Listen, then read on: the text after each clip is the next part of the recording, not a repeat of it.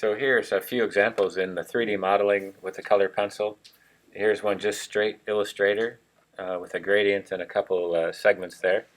So when you take a look, this is just showing you some of the lettering for using Orbitron to get the Prismacolor, and then just copying that over, changing the font to Helvetica, and giving it just regular, changing the kerning, which is the tracking, is the space between all the letters, Option R for the registration mark, just a line segment tool, and just keep using the type to drag over just to get it set, and changing the color with Helvetica, putting the triangle there with the shape tool, and then PC for the number in a rounded rectangle, swapping it so the type's in front, and then changing the type to paths and using the pathfinder to punch a hole through it. So you have this entire line of type.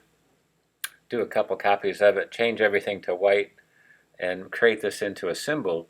I have a permanent copy up at the top. Now I have a symbol. Now I just have to create the profile for the pencil, give it that blue color, and then take a shape, a rectangle tool, just showing you the knife tool, and using the shape builder to take out those separate pieces. So once those are separated, it gives you the color choices that you can make, and making a bottom part of the pencil, group it together, and then it'll let you revolve it.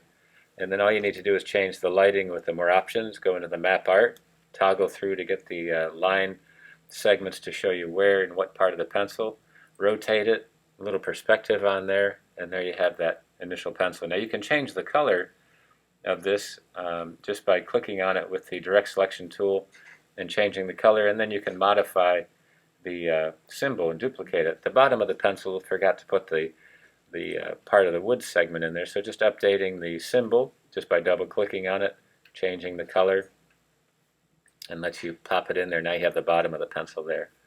Here's a second segment of just showing you how to do it with without 3D, going through the gradients, finding some colors. I'm just using a preset just to make it very simple.